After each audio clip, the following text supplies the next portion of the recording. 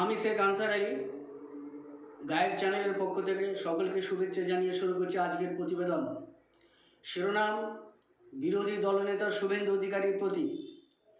আপনি রাজনৈতিক বক্তব্য রাখতে গিয়ে নারী লুণ্ঠনকারী, নারী ধর্ষক, খুনি, মন্দির ধ্বংসকারী, আদিবাসীদের জোরপূর্বক ধর্মান্তরিত, এভাবে আরও অনেক নেতিবাচকভাবে মুঘল সম্রাট বাবরকে আক্রমণ করেছেন। অবশ্যই ইতিহাসের সংজ্ঞা নির্ধারণ করতে গিয়ে যত কথা যত শব্দ আসবে, তার মধ্যে একটা হলো ইতিহাস মানে ভেজাল।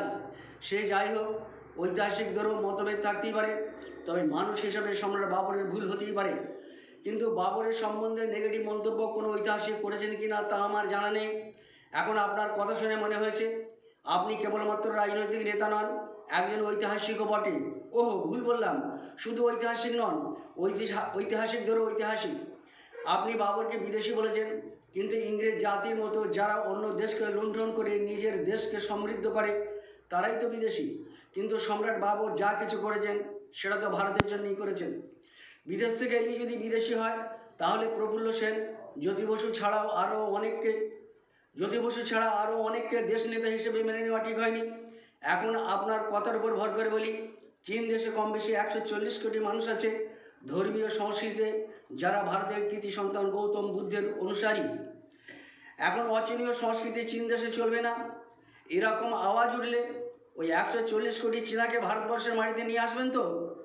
আসলে দেশি বিদেশি নয়, যা সত্য তাই গ্রহণীয়, যা মন্দ তা বর্জনীয়।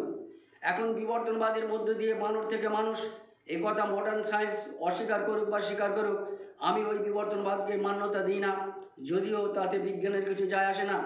তা সত্ত্বেও ইচ্ছার বিরুদ্ধে হলেও কিছুটা মান্যতা দিয়ে বলি, আমরা 70 ওরা 30, ভাগীরথী জলে ভাসিয়ে দিতে সময় লাগবে না। এ কথা যারা বলে তাদের আদি পুরুষ অবশ্যই মানব।